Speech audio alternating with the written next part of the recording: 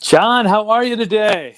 Hey, Dave, I am doing well. How are you Well, today? great, great, great. Welcome to another Awesome, episode of the Jumpseat. Glad to be hanging out with you again, buddy. And for as those of always. you who are joining for the first time, or those who are seasoned veterans now of the Jumpseat, now that we've got 20 episodes here under our belt, the Jump Seat is a weekly spotlight where we kind of bring you information and educational pieces from around the fire service industry and give you some insight into new products, theories, thinkings, and really just make the fire service a better place for everybody. So I just want to say welcome to the Jump Seat if you're here for the first time. Hope you tune in more after this. It's great to have you with us. And it's hosted by myself, David Durstein, firefighter in Central Ohio, and my cohort in crime right here, Mr. John Martins. John's a firefighter out in Central Kansas. So we're glad to have you here. And we're going to take the next 20, 25 minutes and kind of dive into a few things in the fire service. So, John, I mean, another crazy week in the fire service. There's a whole bunch of stuff we could talk about. I know you Yes, got a really cool video to support I do. some exciting stuff. So, what do you got shaking in the fire service this week? Definitely. And before I start the video and talk about it, I did want to also put on our screen here for everybody watching, we are doing some giveaways today. We did it, I think last time we did giveaways was right around the 4th of July weekend. So here we are going into Labor Day weekend and another chance to do some giveaways. So if you see at the bottom there, like and comment on this feed with the hashtag the jump seat.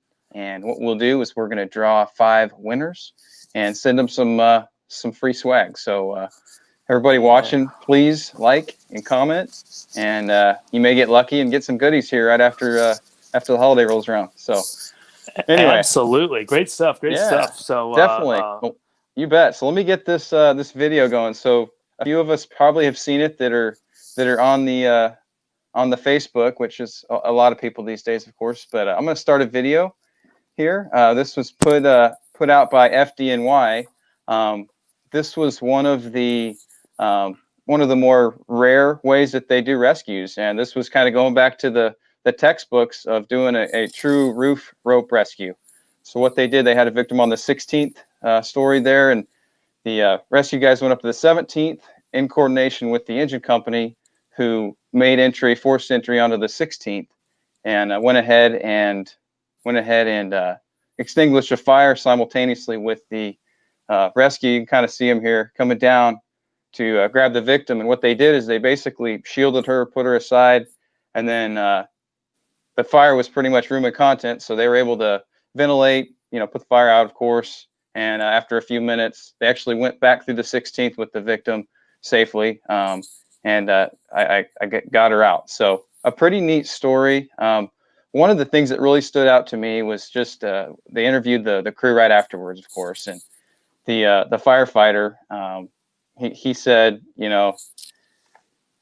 no more than 2 hours ago, meaning before the call, they were practicing that exact drill. And he said, we train all the time, and that's our job. And so I just thought that was a really neat little reminder of why we do what we do when we train, and you just never know what the next few minutes may hold. So congrats to the crew that day, and what a neat story and video to go along with it this day and age, showing them performing when seconds mattered. So good job, and pretty neat video. yeah, that's a great rescue, and kudos to those guys at FDNY. And I know there's others who do that, and make rescues every single day. Maybe not as dramatic or on the camera, Right. but great work there to those guys in New York, and obviously made a big impact on somebody's life right there for the positive that day. You Yeah. know, you mentioned the training piece, and it's kind of funny. It seems to happen that way, John. You think about, more than practice 1 week at the firehouse, and sure enough, you're putting that tool in use. It's almost Sure.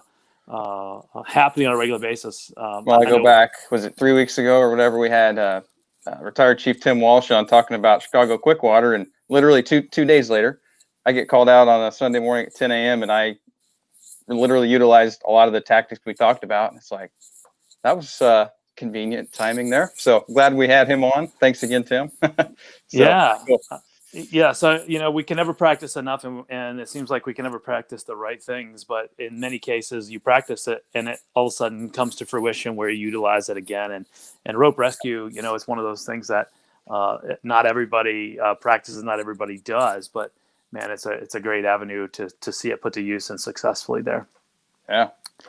So Dave, number 20. Number 20. Who do we got and what are we talking about? Yeah. So today, it's kind of a unique scenario today in that we've got one of our other colleagues with us today, Mr. Tristan Wertman. Tristan, how the heck are you, man? Coming to us live from Delaware. And, hey, guys. So Tristan, we thought it would be actually pertinent to bring Tristan on. Tristan, I'm going to have you go into your background. I could tell people about you, but I'm going to let you tell a little bit about your history in a minute. But for those of you guys who don't know, Tristan's actually one of our district sales managers with IDEX Fire and Safety. Does an incredible job down there in the Mid-Atlantic coast. So we've had some people ask us, hey, what do you guys do? What do you guys carry in your trucks? And so we thought this is a great opportunity to really call Tristan out and say, hey, Tristan, what's in your truck? And so we're going to learn about what is carried in his truck, what he does, and how he can help fire departments and other folks like him can help fire departments around the country in an educational perspective. So, Tristan, welcome to the Jumpseat this afternoon. Thanks for having me, guys. Appreciate it. So tell us a little bit about yourself and your background. Okay. So I volunteered. So kind of have to back up a little bit. So I'm not originally from Delaware. I actually moved to Delaware 2 years ago to cover this territory. Actually, I'm from Central PA, just 15 minutes south of Williamsport. I ran with a department that covered 7 municipalities, 85 square miles. I did rescue, engine, tanker, ladder work. I was there about 15 years. I held the position of a lieutenant for a while. And then my wife and I had a baby, and I kind of stepped away from the fire service. The cool thing about my job is I kind of still get to stay involved with it. And it's kind of a change of pace. Whereas an officer, you get to do the training aspect. I was a training officer and teach your guys what to do. So with this position, the cool thing is I still get to do that. I still get to be involved. I do live really super close to the local fire department here in Delaware. I have the application filled out. I just have been so busy making sure that we're getting our products in the hands of our end users that I haven't had the time to dedicate that they deserve, So I'm always been you do it right or you don't do it at all kind of guy. And I don't like to be that guy that shows up for the fire but not for the training. I'm sure, Absolutely. Sure the guys in the department like that too. No, they continually yell at me to get that application in, believe it or not. Well, you better make sure family's happy. But yeah. Oh, Dave dropped off. Okay, well, we'll keep going here. So great info. And you and I, actually, we started about the same time with IDEX Fire and Safety, and we both get to do a lot of the same things in our own part of the world, which is pretty cool. Yep. Tell us, I guess, for those who don't know what all our role entails, what are some of the services we provide, or what are some of the ways we provide value to customers? So going back to that education thing, as far as being able to teach, a lot of people know that they want new water flow stuff. So with IDEX, we're Hale, Akron, Weldon, Class 1, and SAM, as you know. But the cool thing is we offer a lot of services, like we'll come in and help you with truck specs. We'll help you with monitor flows. We'll bring in some inline gauges, some flow meters, and we will help you determine what the right package is for you guys when it comes to nozzles and accessories and things of that nature. Awesome. Welcome back, Dave. Yeah, sorry. That was actually a case of my big fat fingers. As I went to hit the one button, I accidentally hit the leave button and disappeared from the feed. So I apologize it's all good for that. Glad to be back in the jump seat. All good. We were just talking about some of the services we provide in the field. And one question people ask is, does it cost money to have us come out? So Tristan, what do we charge? Tell everybody. So it costs nothing for us to come out and do the song and dance. We'll go over the products with you. We'll even, a lot of times I'll offer after the sale. We'll go in with the flow meters. So some may know, some may not know, the plumbing behind that panel can actually affect your friction loss and what your PDP pressure needs to be to get the proper pressure at the tip. So we'll throw the flow meter and the inline gauges on it, and we can dial in each individual pre-connect. But as far as cost, man, I love the fire service, and I love to get to come do that. And we don't charge anything for us to come out and play along with you guys, really. Definitely. So like I know we could probably spend maybe a week, maybe 2 weeks talking about all the details behind what's really on your truck. So today we aren't going to do that. But before we dive into any of the details or the fine print of anything and really explain it, tell us just a little bit, maybe do a quick walk around, wrap around of what are some of the product types or categories that you do carry. Okay, so probably the heaviestly used stuff is the nozzles. So I like to keep a bunch of so you see the different colors. The different colors are significant to me. I have them all set at factory pressures, and I like to use a regular shutoff so we don't have to break the line down and keep switching nozzles in and out. We just switch the tips out. So I have one of everything when it comes to the pressures that we offer. Mostly. If I don't have it factory set, I have baffles that we can swap out and play with. But generally, I have what you're looking for. Got the big monitors, got a couple appliances here. I keep some hose that was donated to me from a manufacturer in the event that we need to. If you walk around this way, these are the main products that we talk about. Probably the most is our Revel Scout, the Revolution valve, and our new Mercury Quick Attack LE. If you come around to the other side, more nozzles just because we're water guys, right? And then this is the goodie bag. So I have our samulator, I have pitot gauges, I have inline gauges, which we keep padded because they're super sensitive, and our flow meters. So this is actually one of our new flow meters. And as you can tell, we don't just keep our stuff pretty, we actually use this stuff out on the street. So that's what we keep normally. I do have a unit where if we're talking truck specs, I have some monitor stuff. I have some PowerPoints. We have little models of our pumps that break apart so we can show you the inlets and the outlets and the different types of impellers and things of that nature that we use. Was that quick enough for you there, John? We could talk all day, I'm sure all weekend, but I'm sure we all want to do some other stuff too.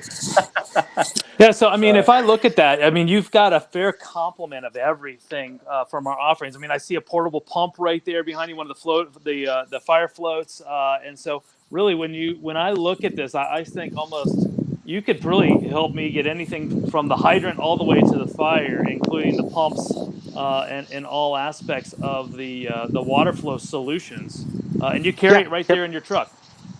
I do my best. I hate showing up somewhere and they ask me for something that I don't have. The boss kind of yells at me from time to time because I have more on my truck than I'm supposed to, but I'm there for you guys anyway. Yeah, absolutely. We won't tell him. No. Well, that's great. So, like honing in on a few things today. I know we do try to keep it within a reasonable time frame here. There were a few products we were going to hone in on today, and Tristan, I'll let you start with whichever one you want. But go ahead. I know you're looking there at the looks like the Apollo High Riser. You can start there. You can start with one of the others, but dive a little deeper here for a minute on a few things, would you? Yeah. So the Apollo High Riser. So typically, when you think of monitors and Akron, it's been the Apollo. So essentially, this is the same model as the Apollo. The biggest difference with our Apollo versus our regular Apollo is we do not need the riser underneath. So now we're getting rid of some extra friction loss that we don't need. We're getting rid of cost. In some cases, it's more cost efficient to put a high riser monitor on it as opposed to putting an electric riser underneath of it. So to just the simple song, to pull this thing, you pull the pin and it'll bring you 24 inches up above the deck. You're still going to have that full range. So we'll go up 90 and we'll go below 15 degrees. There is that safety pin, of course, that you always had to pull before. It's NFPA. Can't get away from that. The other thing they updated on this one compared to the regular Apollo is the vanes that we have casted into this thing. So think of like your rifle barrel that's rifled to make that twist and make that perfect that bullet fly true and straight. That's what we did on the inside of this thing. You also have this as a lift away. So if we pull these pins down here, we can pull that up, and we have a ground-based monitor that you can set it down and you can flow it that way. We're not seeing so many of the ground base anymore. People are usually putting these up on top of the deck and leaving them there. What we're seeing is the Mercury's pre-connected. So that way, that thing is significantly lighter and quicker and pre-connected and ready to go. And that's that's the attack package right there. Hey, so give me a quick, I mean, that's a great example right there. So tell me, what is the flow on that Apollo high riser there? And then what's the comparison when you go to a Mercury? So you can get up to 1250 with this one. This tip specifically has the 2-inch, which has a 1063/80. Back here at the Mercury, this one's preset at 500. Now this has our new one, which has the selectable gallonage. So we actually can do 250, 375, or 500. And with this thing at 100 feet, we've significantly increased the distance on this new tip compared to our prior design. So we're right out there touching and reaching just as much as you can with your stack tip or a deluge tip. You know, it's kind of fun to sit here and know the products that you're talking about in detail. And I think that is actually one of those great pieces that I just want to reiterate. You know, we have an incredible team of engineers back in Ohio here who build the nozzle product line and design those products. And that right there is a prime example of the technology in the level of sophistication that we have in our design capabilities. Because now we're equaling the performance of a smoothbore tip with a fog tight nozzle. And you hadn't seen that before in large water flow applications. And so we're getting incredible performance. And I think it's a great package right there. What's the weight on that? Do you know, Tristan? 15 pounds. So 15 pounds, and then you add the tip, it's a couple extra. I think it's 4.5 pounds, I believe. Yeah, so under 20 pounds. I mean, I think it's one of the lightest in the market. So it really, truly is a quick tap, rapid deploying device. And with the update, we now can go down, now manned, we go down to 10 degrees and we'll go up to 50 degrees. Our prior design only went down to 20 and up to 60. So even with the refresh of this thing, when they've really done some really good improvements as opposed to just spit shining it and throwing some paint on it. Absolutely, man. You can hit it hard from the yard and make it in the front door. There you go. Right. I was just going to say, 10 degrees sounds like, okay, what's the big deal? 10 degrees at the base, but the further that stream is, the more that 10 degrees makes a difference. So like, commercial door fires, you can get up in there without being in what you normally had to be too close in the collapse or so far back you were trying to bank it into a door. That's where I see the biggest advantage is getting it up, but not having to put yourself in jeopardy standing there with it or utilizing it. So sure.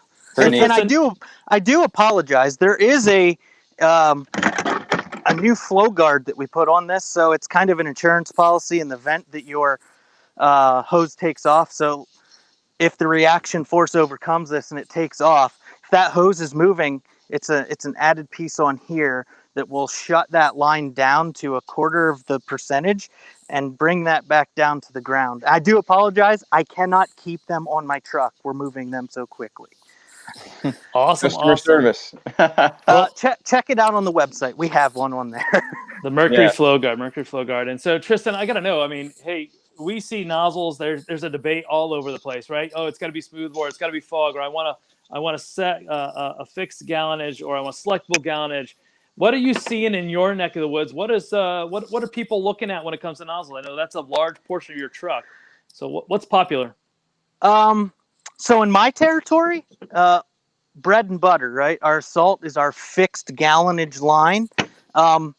And actually this is this plain Jane straight salt combination tip nozzle. But what's really popular in my area is more of the break apart kind of way. So they don't really have to choose anymore. So if you have a guy that likes that combination, he can go to work with a combination. Or if you have a guy that likes the the smoothbore, he can do that as well. The one that I have here is kind of it's a shutoff that has the smoothbore option, and then you could put the assault tip. One I didn't grab, and I have one right here, is the Saber shutoff, which has the integrated tip. This is a 7/8, so this assault tip right here is 185 at 50, so it would actually be a little bit too much snot for the 7/8. We'd actually want a 15/16 on this, just so we could give that gallons through this. But this has become a very popular option right here. So if they want the combination, they have it. If they don't, then they have the smoothbore and are able to go to work that way. Yeah, and still extend a line if you need to. Right. Beautiful, Right. beautiful. Yeah. Yep. National standard thread. So what are some of the features about that assault nozzle? You mentioned there earlier it was simple. So what are some of the features you like about it and or the customers enjoy with that? So I mean, the number one is it's keep it simple, stupid in the fire service, right? We do offer selectable, but you have to know a lot when it comes to being a pump operator.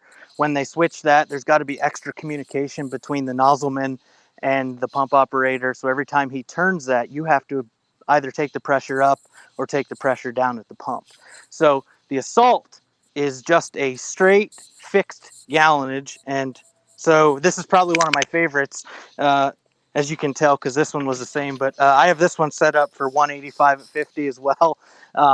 Low pressure is really becoming a big deal around this area, just because manpower is getting low, and you have less guys on the line to hold that high pressure and high reaction force. So 50's getting really popular, and 75's probably that middle grade. We're kind of seeing 100 almost go away. But the simplicity of this thing is it's just that, man. It's a combination nozzle, right? It's right to fight.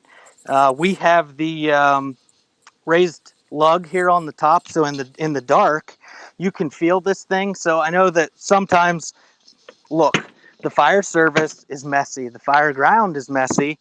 These things, they move, right? So they're gonna roll around. It doesn't matter whose nozzle we're talking about. When you're dragging these and they're catching, they are rolling, right? So we build ours with a quarter turn. So the stance with us is the quick response. If you're flowing this thing on a fog stream and it's an ah crap moment, it's a very fast, quick response to get back to straight stream, and there's less chance for you to get that steaming burn effect.